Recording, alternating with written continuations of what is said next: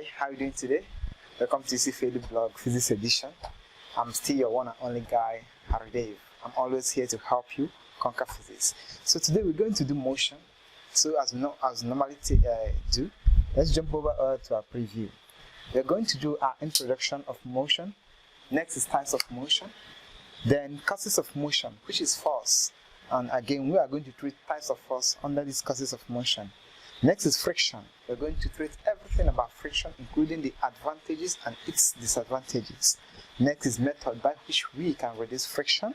Then circular motion. Next is position, distance, displacement, speed, velocity, velocity time graph. All of them, we're going to treat them. After which we shall jump into the equation of uniform accelerated motion. Then before, motion under gravity 4. And again, don't forget your exercises. We have piles of questions under these exercises that will help you understand this motion well. And again, for those writing exams, your JAM past questions, we also got them. We're going to leave all the links below. Then your wire can make past questions. We're going to leave the link below also for you guys. So let's not waste our time. Let's jump into what we have today. Let's start. Okay. Motion right here is just the movement of an object from one place to another or from one point to another with respect to time and reference points. Let's say this object here, this is an object and we have our reference points here.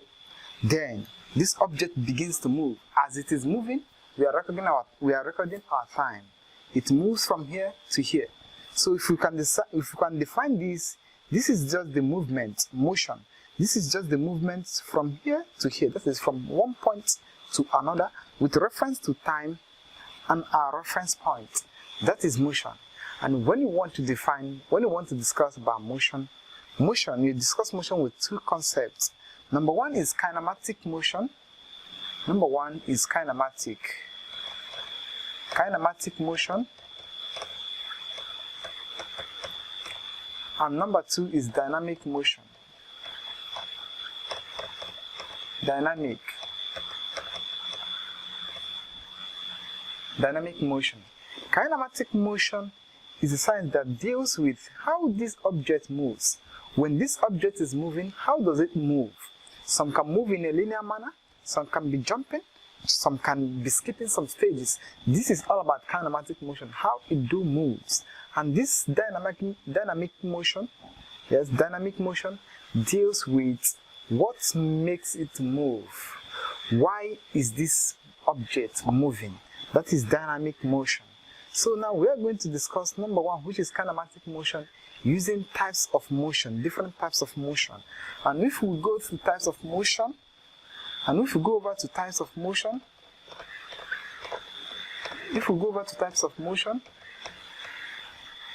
number one type of motion is what we call random motion.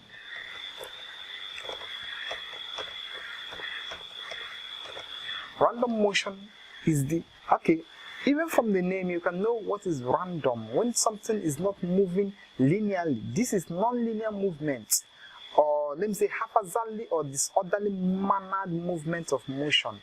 When the motion doesn't have a pattern, when it is going like this is the direction of motion.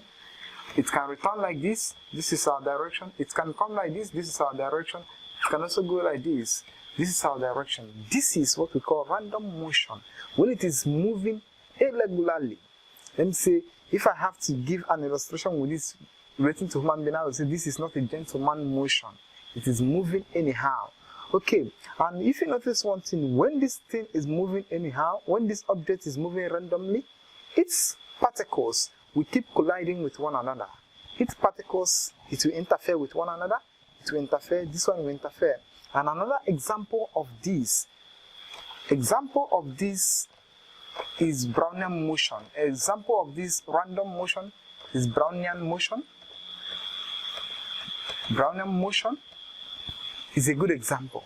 Another good example of random motion is when you throw dust particles into the air. If you check it with a microscope, you will see that the particles are moving randomly and are interlinking, colliding with the particle of one another. Another example is when you put particles inside water and stir it. If you visualize it, you see that the particles are moving randomly, haphazardly, and their particles are colliding with one another. Another instance can be when you throw. Another instance can be a puff of smoke. A smoke. When you visualize the smoke in the atmosphere, you will notice that the particles are moving randomly and colliding with one another. This is number one type of motion under kinematic motion. Number two, the second one is what we call translational motion. Translational motion. This is the movement of an object from one point to another without rotating, without completing a circle. An object can move from point A, this is point A, to point B. This is what we call translational motion. Once it doesn't make a circle, an object can also move from this point A, like this, coming to this point B, like a diver. A diver that wants to swim, when you're about to start a swimming, that is a diver. You can move from to here, which is your pool. This is your pool, and this A is your diver. But once you don't complete a circle, it is translational motion. You can move from one point to another. Then the third aspect is what we call rotational motion. Rotational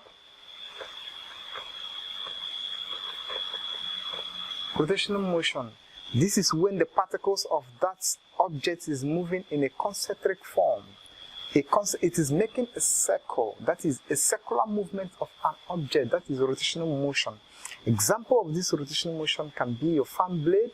You know, this is a fan. Once the fan is rotating, it is a rotational motion. And that is the wheel of a moving car. If you check the wheel of a moving car, it is actually rotating. This is what we call rotational motion. And the example we can use is when you somersault yourself. If you somersault yourself, that is what? Another example of rotational motion. But if you visualize well, you will notice that this translational motion and rotational motion can combine to form what we call combined motion. When these two forms, they form combined motion. Combined motion. This is a combination of translational motion and rotational motion. So, an example of this combined motion is when you roll a tire or when you roll a ball. If you roll a ball, as the ball keeps moving from point A, this is the ball.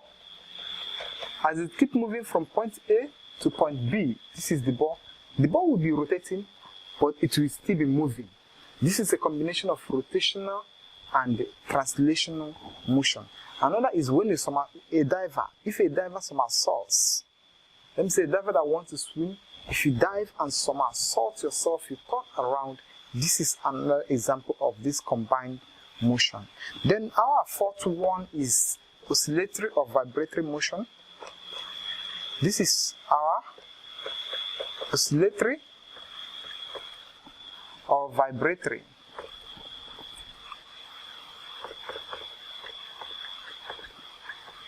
Or vibratory motion.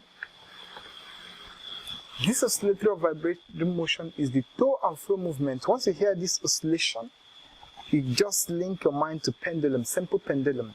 The to and fro movement of a pendulum bulb. When it goes and comes, it keeps repeating itself in a periodic manner. It keeps living. Let me show you an example. This is our bulb, and this is the rotation. This is the to and fro.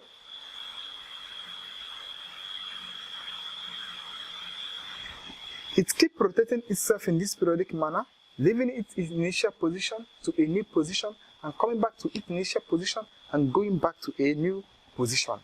That is with a pendulum bulb. This is an example of this oscillation bulb, a pendulum bulb. Another one is when a mass is suspended in a string. When a mass is suspended in a string, this is our string, and a mass is suspended in a string. It will be going to and fro. going to a new position and coming back to its initial position. This is the to and fro movement of oscillatory or vibratory motion. Next we shall run into now is relative motion. When you hear about relative motion, let me first of all, motion cannot be defined or cannot be actualized without indicating its reference points. You must first of all indicate its reference points. And relative motion is all about the objects in motion and its relative points that it passes or it leaves. Let me say this object now is here and this marker is here. And these objects get passed by this marker. It will be said that this marker is in relative motion. This duster is in relative motion with this marker. Or another illustration is if you are in a van and get past your friend that is in a bus stop. Just saw a friend and say, hey, hello, how you doing? Get past the person, your friend. You are in relative motion with your friend. Your friend is a point of reference. Your friend is standing at a place and you get past. This is relative motion. And in this relative motion, we will discuss about relative speed. That is relative speed.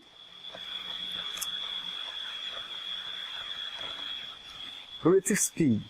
And this relative speed, I will discuss, let's just use illustration to analyze relative speed so that we can understand and comprehend everything I'm going to say now. Let's use 4 different illustrations. The number one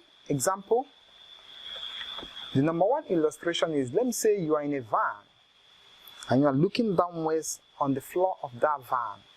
You are going somewhere, you're looking downwards. If you look at the floor of the van, it will appear stationary, it will be static, it will appear as if it is not moving, although the van is moving. Let me say the van is moving at a speed, at a speed of 75 kilometer per hour. The van is moving at 75 kilometers per hour. But when you are looking down on the floor, it appears to be static, it is not moving. Do you know why? Because there is no relative motion. There is no relative motion between you and that car. Understand, when we talk about relative motion, is about a reference point that the car gets passed by. But when you are inside the car, you are moving with the speed of the car. There is no relative motion. You get? Therefore, the relative speed when you are in a car, the relative speed of you and that car is 0. That is, the relative speed, Rs, is equal to 0. There is no relative speed, there is no relative motion, number one.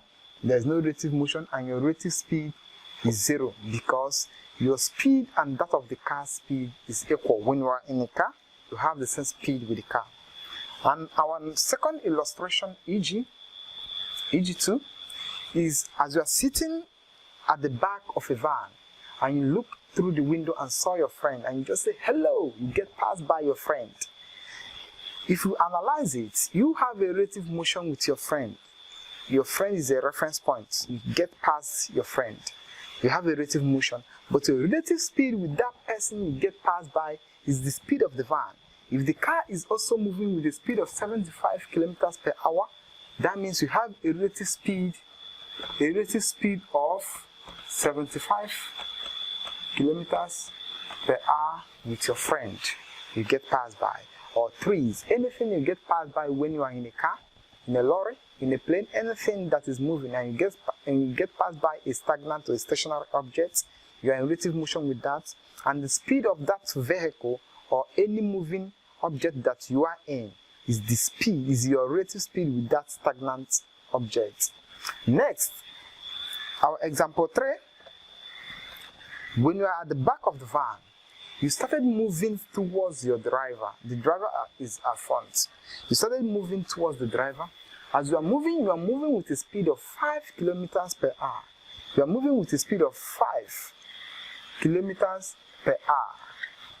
You are moving with a speed of 5 kilometers per hour. Do you know what happens? Your speed now is increased. You just increase the speed above the speed of the van. The van is moving at a speed of 75 kilometers per hour. And you are moving inside the van with a speed of 5 kilometers per hour. That means your relative speed with the van itself is 5. You now have a relative speed of 5 kilometers per hour, because speed now, you are increasing your speed inside the van. But what if as you are moving, you saw a friend outside through the window and say, hello, how are you doing? That means your relative speed, the relative speed of you and that your friend you pass is 75 plus your 5. That is 80 kilometers per hour. That is the relative speed you have with your friend you get passed by, which is outside the van. Okay? Therefore, your relative speed with your friend, this is with van. This is the relative speed with your friend is 80 km per hour. This is with your friend, with your power. You get as you are moving. Okay, our fourth example, let's say here is EG4. As we are moving forward, you stopped and started going back with a speed of 5 kilometers per hour again. That moment you stopped, when you are going front, we added to make it 8. But when you are going back, don't come and subtract 5 from this 8. Because the moment you stop, your speed now equals with the speed of the moving van, which is 75. As you started going back, your speed is now decreasing. Your relative speed as you are going back, your speed is decreasing. Your relative speed with that of the van is just minus 5. Minus 5 kilometers per hour with van. This is your relative speed with the van. But what if when you are going back with a speed of 5 kilometers per hour, you saw another of your friend outside through the window and say, hello, how are you doing? Your relative speed now will be the car speed. Your relative speed with that your friend is the van speed minus this 5 again. That will make your relative speed with your friend to be what? 70 kilometers per hour. This is your relative speed with your power, your friend. This is it. Okay? Another one we're going to try and consider is the cause of motion. What causes this motion? Why is this van moving? Why is this duster moving from here to here? Why is it moving? What is causing the movement? Mr. Duster, can't you join in one place? Let's forget about this topic. Let's study why this Mr. Duster is moving. Okay?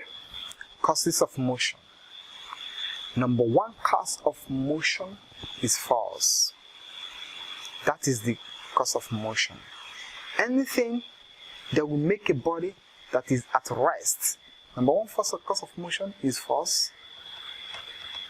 Anything that will make a body that is at rest. Let's say this marker, it is at rest right now. It is not moving.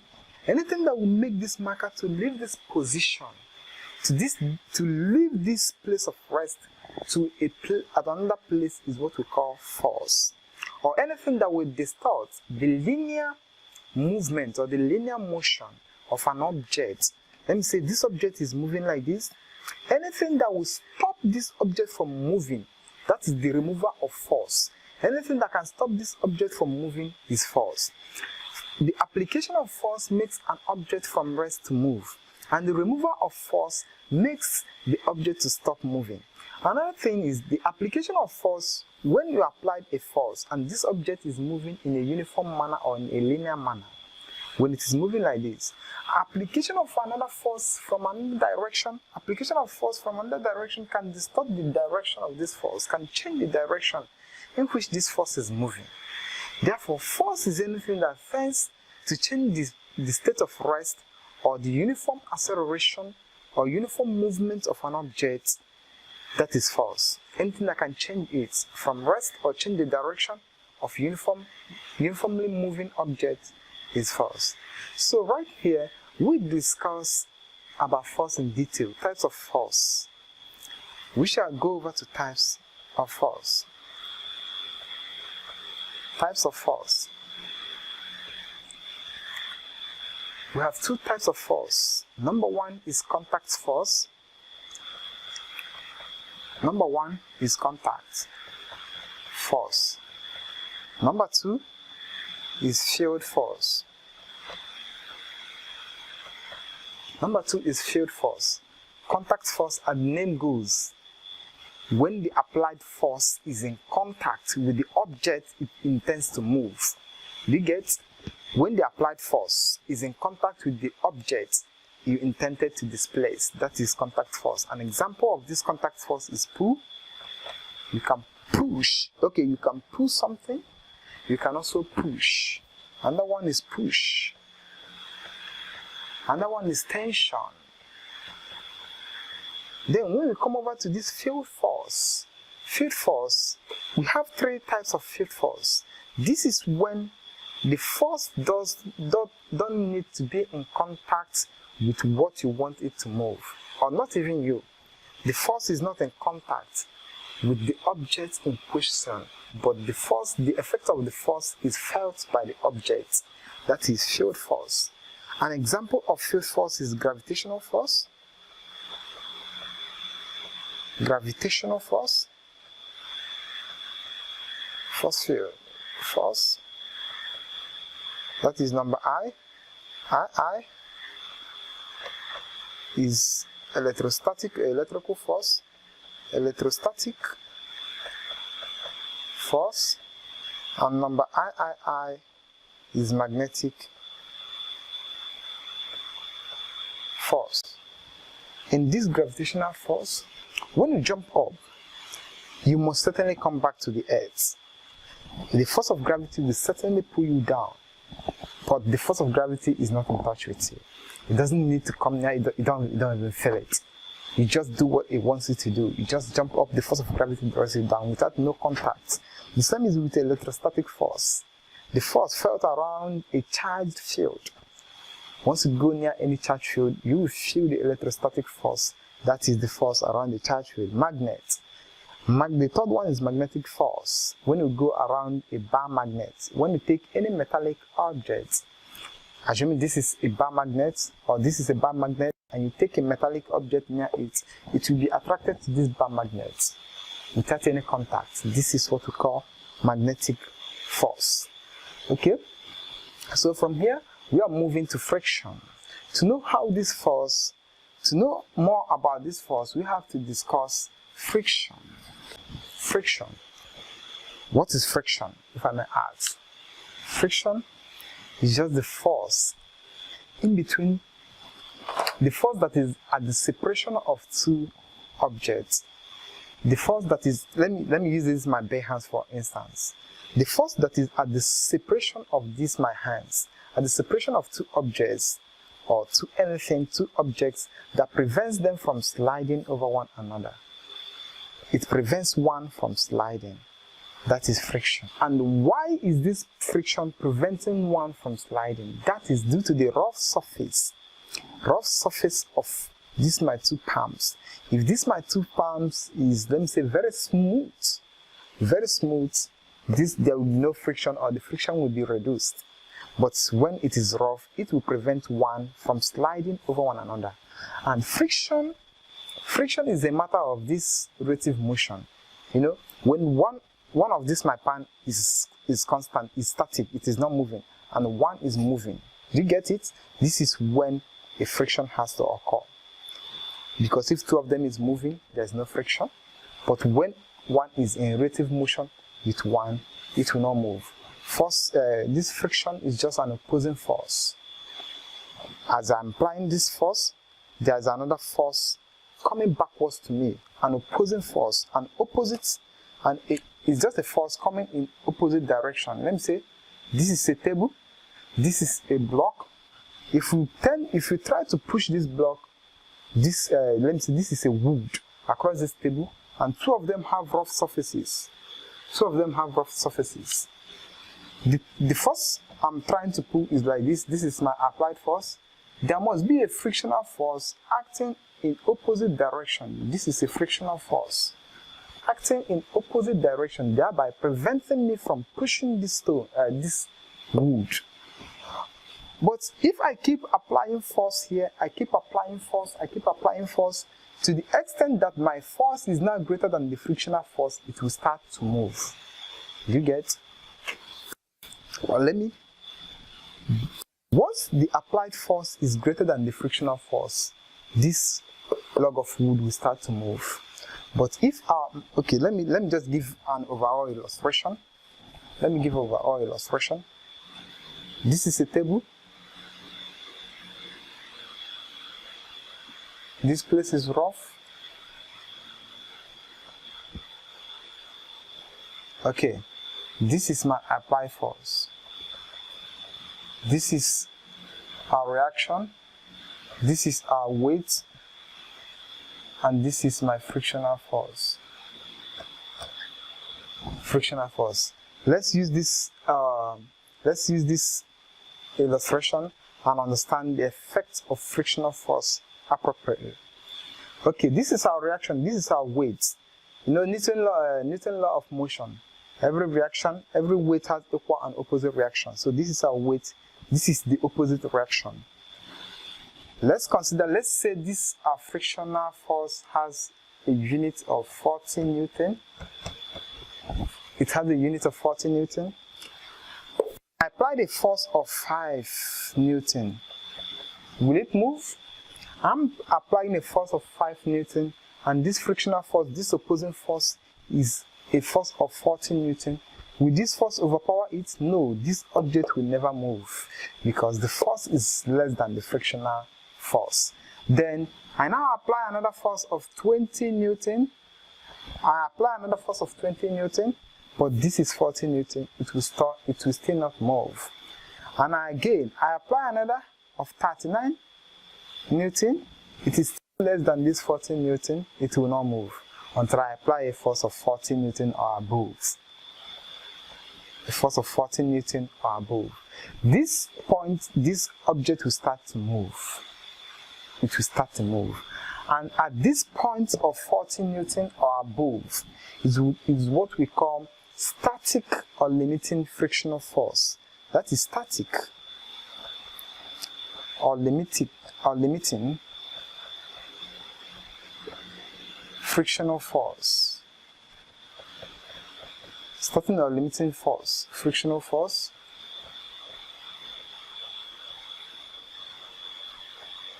Static or limiting frictional force. This static or limiting frictional force is that maximum force that must be applied to a body at rest to make it move. As I'm here now, if you apply a force to me, I might not move because the frictional force that I have is greater than the force we are applying. But that maximum force we apply to make me to move is what we call static or limiting frictional force. Okay? As this object is moving, remember the object still have a rough surface. You get? As the object is moving, it keeps encountering friction, because there's more friction on the bench. It keeps encountering more friction. So for it to overcome those friction, there must be an additional force that must be applied to this log of wood. There must be an additional force, because once you stop adding force, it will stop. There must be an additional force to make it to overcome all those frictions, those little friction. Okay? So that additional force is what we call dynamic or sliding frictional force. Dynamic or sliding frictional force. This dynamic or sliding frictional force is the maximum force that must be applied to this object or this body to keep it moving in a linear manner. To keep it moving. When this frictional force is removed, it can move again. The friction along the way will stop it from moving. So from here, we'll jump over towards the laws of friction. Let's know the laws associated with frictional force. Right over here is the laws of friction. Laws of frictional force. From our former diagram, we know number one law of friction. Our number one law of friction is that friction is an oppositional force. Friction is an oppositional force. Friction is an oppositional force.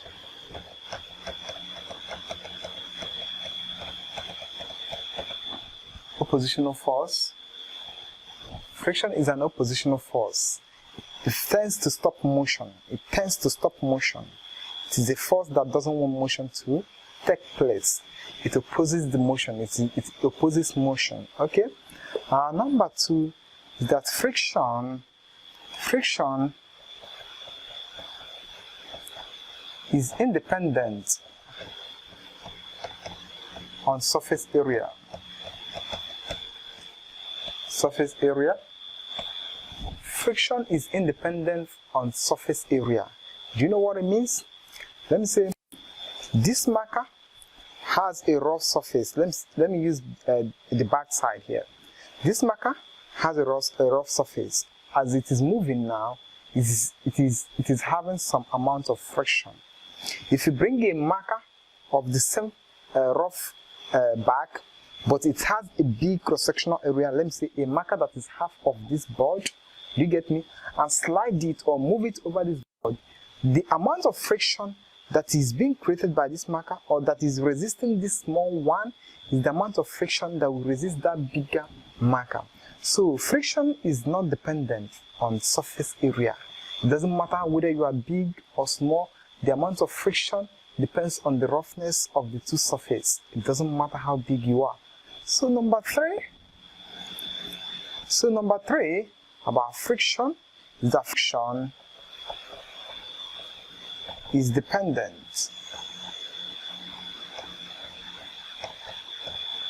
on nature of surface area. Two surfaces is having a great friction, and now let me say, and one surface is lubricated and the other one is also lubricated. Do you see? The nature of the surface area now comes to play a role. Two of them, friction depends on it. Once the surface is wet or lubricated, it will reduce friction. There will not be enough friction on the two surface area. Number 4 says that coefficient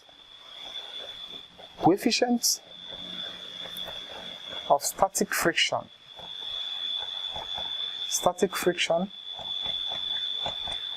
Coefficient of static friction, that is US, is greater than coefficient of dynamic friction. Coefficient of static friction is greater than coefficient of dynamic friction. You know what it means?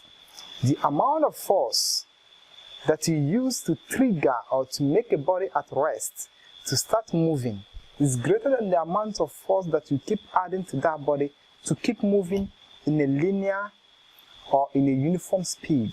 Do you get me? Let me say this marker is here and I applied a force of 20 Newton to kick it off from rest. I need to apply now the force that I need to apply to keep it moving in a uniform speed or in a linear manner will be less than that 20 I initially add to make it move from rest. That is friction. That is coefficient of static friction when it is static is greater than the coefficient of dynamic friction. Coefficient of dynamic friction is UK. That is friction mu K. Do you get? Our fifth law says that frictional force varies directly with our reaction. From the diagram I drew before, the upward force is R and after the box, you can remind with me, and the downward force is W. And here is our force. Here is our friction. Here is our applied force. Do you get? It now says that the fifth law says that force varies directly with our normal reaction. This is our fifth law. And from here, you can note with me, if you remove this R and put a constant, that is coefficient of frictional force, R. Do you get? And if you make this coefficient of friction formula, subject of formula, it will be force over R. This is coefficient of friction. Okay? Then next we shall go in detail and study. We shall just bear this formula in mind. This is the formula of coefficient of friction. We shall go in detail and study about static friction and dynamic friction. Let's just roll over and study dynamic and static friction. Over here is limiting or static friction. When we are talking about limiting friction, this is the force that must be overcome before a body at rest will start a motion, like we make a movement. Okay? This is the limiting or static friction. And from our formula, we know that our coefficient of friction is equal to F over normal, which is our R. From here, we know that upward direction, let me draw our formula again. These are our box, and this is our weight, this is our plane, this is our frictional force, and this is our applied force. Okay? We know that upward reaction is equal to downward reaction. Our downward reaction is W. So from here we can substitute, we can just say we are under limiting or static friction. So we can just substitute our R with W, meaning that U is equal to F over W, and W here is our, from W, which is weight, is mass times gravitational pull. So we can finally substitute it here. This is equal to W, this is mg. But under limiting or static friction, this is now coefficient of static friction. We add our S here, add our S here. This is now coefficient of static friction. Because we are under limiting or static friction. When we are under just friction, it is coefficient of friction. Now, under static or limiting friction, it is coefficient of static friction. And this is our force. This is our force. This is mass. This is gravitational pull.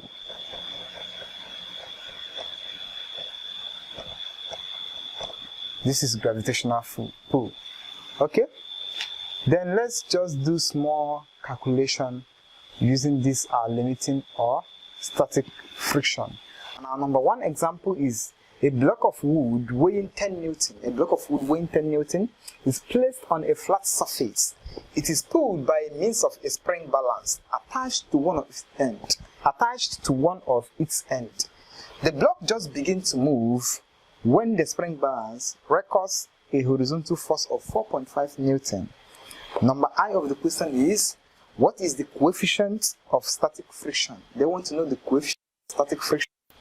I is, what is the frictional force when a horizontal force of 3.5 Newton is recorded by the spring balance? So go over here and start our solving.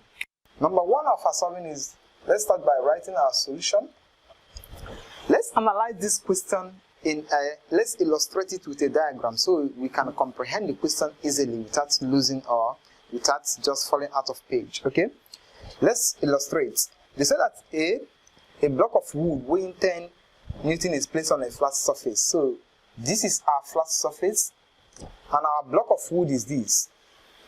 This is our block of wood, and our block of wood has a weight of what? 10 Newton. So this is our downwards weight W, which is what? 10 Newton. This is the weight, and we also have our reaction, which is opposite to this weight. The law of Newton, which says that every action have equal and opposite reaction. So this is the opposite and equal reaction of this downwards weight. Okay? And again, they said that a spring balance is attached to one of its ends. A spring balance. So let's say here a spring balance is attached. This is our spring balance. Is attached. Okay, this is our spring balance. Okay, is attached to one of its ends. The block just begins to move when the spring balance records a horizontal force of 4.5 Newton. That means when you apply a force of 4.5 Newton on this our spring balance, now start to move this block. So here we have a force that is maximum force, and it goes in this direction. A maximum force of 4.5 Newton. Okay. Also remember, Once this force is going there like this, we have opposite what frictional force. Our frictional force will be going in opposite direction to this, and our frictional force is Fr. Or let me just bring this our maximum force in front of this body, our Fm, which is equal to what? 4.5 Newton. Once this our spring balance records a force of 4.5 Newton, this object starts to move. Okay, and they said again that what is the coefficient of static friction? From our formula, we know that coefficient of static friction S is equal to force over our normal what? Our normal reaction. But we also know that reaction is equal to our weight. Downward force is equal to upward force, and our weight is equal to what? 10 Newton. All we need is substitute our weight here, which is our R, and put our which is 4.5 Newton. Therefore, our coefficient of static friction is now equal to our force is 4.5 Newton. Our force is 4.5 Newton all over our 10 Newton. So we just cancel out. If we just cancel out, this will give us 0.45. 0.45, and it is a dimensionless property. So now let's go over to II of the question. It says, what is the frictional force when a horizontal force of 3.5 Newton is recorded by the spring balance? Let's analyze. Let's solve this one. We just solved the I question. Let's jump over to, okay, let me wipe up here. Okay, here is our II. It says, what is the frictional force when a horizontal force? Okay, note again, when a horizontal force of 3.5 Newton is applied to this body. But from the beginning, we know that the force that makes this object to move is 4.5 Newton. This is the force that makes it to move. When 4.5 Newton makes this object move, what will happen to this object when a force of 3.5 Newton is applied to it? Always remember about your frictional force. Any force that makes this to move is our maximum force, and any force that doesn't make it to move is still our frictional force. So once this force applied to this object doesn't make it to move, it means that it is our frictional force, and once our frictional force is overcome, this object will start moving. When a force of 3.5 is applied, it will move, because what makes it the force of 4.5. Thereby, this our 3.5 force that is being applied to this force is still our frictional force. So this is what is the frictional force. Our frictional force is still equal to what? That 3.5 Newton. This is our frictional force. Okay? Now let's go over to this. This question we just solved is when this object is on a plane surface. What happens when it is on an inclined surface? Let's quickly jump over and know how to solve this kind of calculational analysis when the object is on an inclined face. When this object is on an inclined surface. Okay, let's take a look now. Always remember, if you are asked, let me not just digress a lot. When we go into vector resolution, we will understand how to resolve forces well. Let me just teach you the resolution of this force like in a layman's understanding, so that we won't waste much of our time and we won't confuse some of our students. Let me show you our Cartesian before I start. Anything that we resolve along y-axis, this is our y-axis, this is our x-axis. Anything we resolve along this y-axis is sine theta. Anything we resolve along this x-axis is cos theta. Okay, this force, according to, let me just resolve this. For this object to slide to this point 0, let me say here is point 0. For this object to slide along this point 0, we have to resolve the mass of this object in a vertical axis. So when I resolve this mass, the mass of this object in a vertical manner, that means that our F, our maximum F,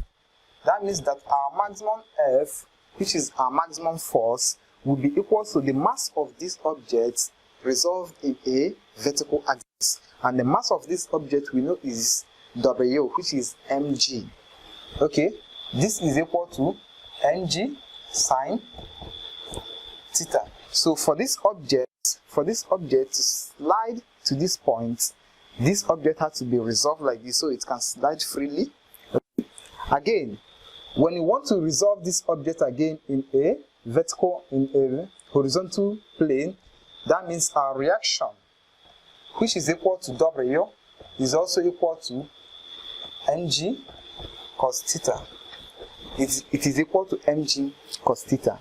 And from this already, we know that our coefficient of, we are now under, okay, we are still under static. Our static frictional force, our limiting frictional force, is equal to our maximum force all over our W, or our reaction, our W. And from our solving, we know that our maximum force is mg sin theta. This will give us mg sin theta. And our W, which is weight or reaction, is equal to mg cos theta. And when you cancel out, sine over cos theta will give us tan theta. So finally, our coefficient of static frictional force, which is our coefficient of static frictional force, is equal to tan theta. So from this our deriving, let's just quickly jump into solving this. Let's just solve a similar question using this and know how to apply these formulas in getting our answers. They say that from this above diagram, that we should find a force parallel to the plane to slide downwards. The force parallel to this plane to slide downwards. Number II is normal reaction between the surface and normal reaction, which is R or W. Okay, III is coefficient of friction. So from here, they say that find the force parallel to the plane to slide it downwards. And from here, we know that this is our formula for force parallel to the plane. So this is our solution. Our Fm is equal to mg sin theta, which will give us our mg. This is our mass. Our m is our mass, which is 5 kg times g. Our g is always 10 meter per second squared, which is times 10 times sine 30. Our sine 30 is half. Okay, let's now finish the calculation. 5 times 10 is 50. This is 50 multiplied by half. Sine 30 is half, which will give us 25 Newton. So the force that will make this to slide down is 25 Newton. Let's quickly go over and find our reaction, which is mg cos theta. Let me wipe here.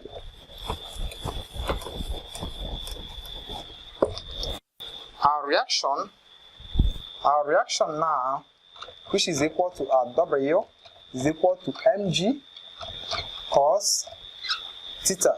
And our mg, our W, which is our m from here, is 5 kg, which is 5 times our 10, which is our gravity, times cos 30. So let me punch my calculator. Cos 30 times by 50, it is 43.3. So our weight is 43.30 Newton. So our weight. Next is the question III. Our third I question, which says that we should find the coefficient of friction. And from here we know that coefficient of friction is just tan theta. Our III, this is our II. Our III is just coefficient of static friction, which is tan theta. And we know that our tan theta is 30. So from here, if you punch our calculator, tan 30 is 0.00577, and it is a dimensionless quantity. So this is our final answer. From here, let's now quickly jump over to dynamic or sliding frictional force. We are done with static or limiting frictional force. We just solved when it is on a plane surface and when it is inclined. Let's now go over to dynamic or sliding frictional force. Okay, welcome to our kinetic or dynamic or sliding friction. This is the friction, as we have already know. This is the maximum force that must be applied on a moving body moving at a uniform speed or in a linear motion, that is in a straight line. And this force has a, let me say, a coefficient, the coefficient of kinetic or dynamic friction.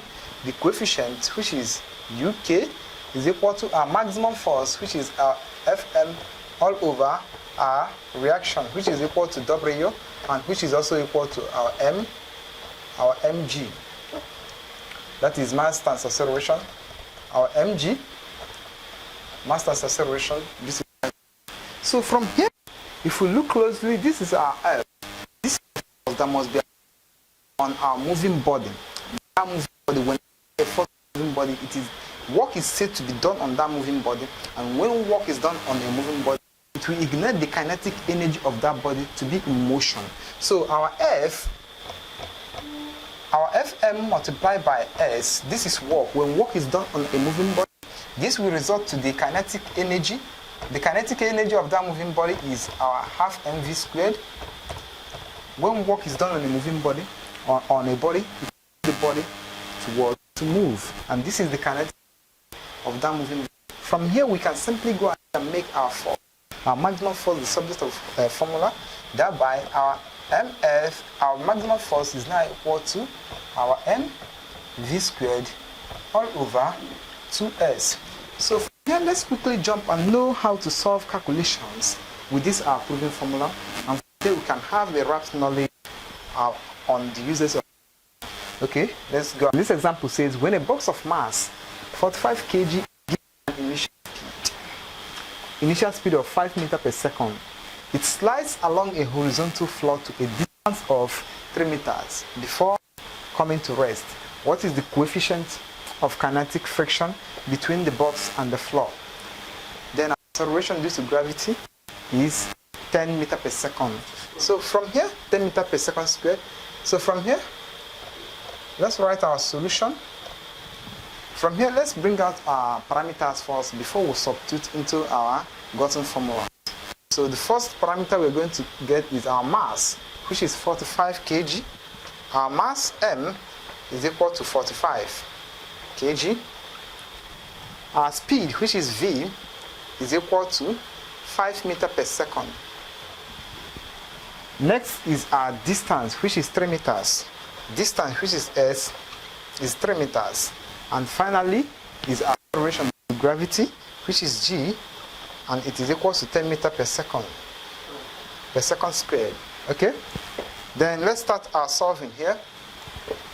From our formula that we have just proved, we know that our maximum force, our Fm, which is our maximum force, is equal to our m times velocity squared all over 2s, which is 2 times distance. So let's substitute all these parameters inside our force and get our answer.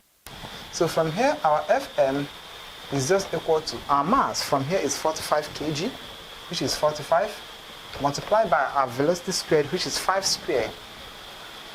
5 squared all over 2 times distance, which is 3. So from here, let's punch with our calculator and get the answer. 5 squared is 25, which is 25 times 45 divided by 6. This will give us our answer, which is our 87.5 Newton. This is our maximum force. Okay? But from the question, they said, what is your coefficient of kinetic friction between the box and the floor? They're interested in finding the coefficient of kinetic or dynamic or sliding friction, which is our maximum force over our reaction. Let me come over here. Okay, or let me come over here and finish our solving. Let me come over here. Okay, they say that our coefficient of kinetic friction is equal to Fm all over our R. We know that our R is equal to W, which is also equal to mass times our acceleration due to gravity. So from here, let's just substitute this formula and get our coefficient of kinetic or dynamic friction. So this goes like this. Our maximum force is 187.5. That is 187.5 Newton all over our M, which is our 45. Our M is 45 times G, our acceleration due to gravity, which is 10. It will give us 450. Let's substitute straight and solve. Therefore, our answer now, our coefficient of kinetic friction will now be equal to 187, our answer divided by 450, which will give us 0.00416. This is our answer. It is dimensionless. So from here, let's now quickly jump into advantages and disadvantages of friction, after which we shall jump on to reduce friction. Over here is advantages of friction. And number one advantage of friction is that the tires of motor car and bicycles are made rough to increase friction, thus aiding their movement. The roughness of the tires of motor and our tarmac road enhances friction. It increases the frictional force between the tire and the main road, thereby aiding their movement. Because without such friction, there will be no movement.